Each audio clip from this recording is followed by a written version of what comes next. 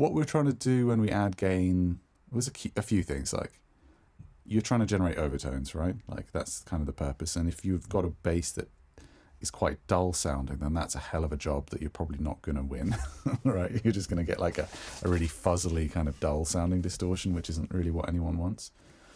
But on the contrary, if you've got quite a nice, bright sounding instrument, you know, the traditional thing in metal bass recording is to need fresh strings every song, which I don't adhere to. I feel like it's a bit wasteful.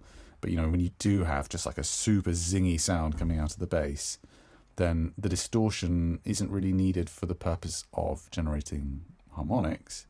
It's kind of needed to make the harmonics last for a really long time. You know, you're compressing the signal, not in the way that a compressor does, but you're making it last a lot longer. The sustain of your instrument's going to be perceived as a lot longer. So, and that is something which you kind of need in the battle against the guitars, right? Because in heavy music, the guitars are super distorted and they've got almost infinite sustain, you know, so when you see their waveforms, when they're recorded, they're just these rectangular blocks. And if your bass is a bunch of like spikes on every pick, then you get those poking above the guitars and that's all you can hear, and all of the rest of the stuff is lost. So you kind of want to be distorting or compressing, which is where I'm going now, in order to bring up the volume between your hits so that you can be perceived more of the time.